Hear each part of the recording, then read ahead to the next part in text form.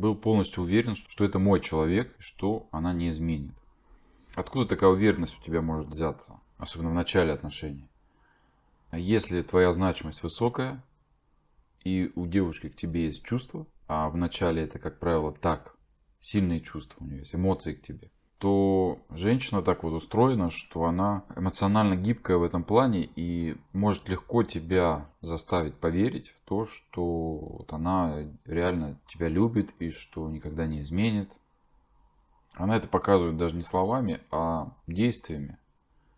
Но мы можем полагаться на эти действия, делать акцент и ставку на то, что действительно это будет продолжаться всегда. На то, что ее вот это отношение, оно базируется именно на каких-то морально-нравственных установках, на воспитании, на том, как она смотрит на мир, а не просто на эмоциях.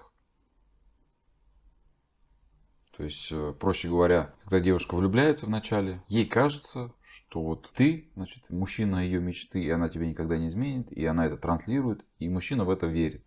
Но можем ли мы полагаться на эмоции? Ведь эти эмоции вызваны гормонами, которые женщина получает в избытке в начале отношений, да, в первое время, в первые года даже. К чему я веду, да? Нельзя быть полностью уверенным на 100%, что женщина вот железно никогда не поступится теми установками, которые она транслировала тебе. Вначале договорились, если что-то не то, скажи, и я уйду. Вы с ней договорились, что если что-то там у тебя произойдет, в жизни всякое бывает, и у тебя вот это высказывание довольно смелое, да, если что-то не так, скажи, я уйду. А ты действительно уверен, что ты вот так легко уйдешь. Мы же сейчас наблюдаем, да, забегая наперед, что это не так, что уйти-то нелегко. А почему тогда в начале отношений ты так вот просто об этом говоришь? А потому что еще нет достаточной ценности этой женщины. Проще говоря, значимость еще не завышена. И ты готов реально в тот момент был отказаться, если что-то пойдет не так. Ну, может быть, в первый год там довольно безболезненно, легко. Но 6 лет, когда пройдет, ты бы уже не сказал подобной фразы. Уже 10 раз бы подумал.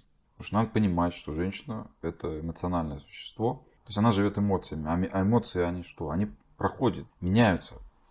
Да, вы договорились.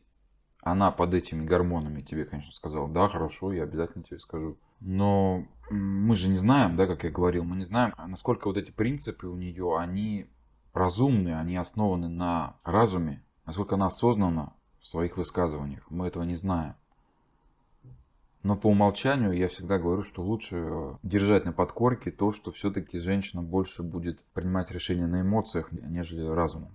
Поэтому договариваться — это, конечно же, ошибка, не стоит этого делать. Мы не можем этот договор потом предъявить, что вот мы же договаривались. То есть, ну, мы договаривались, да.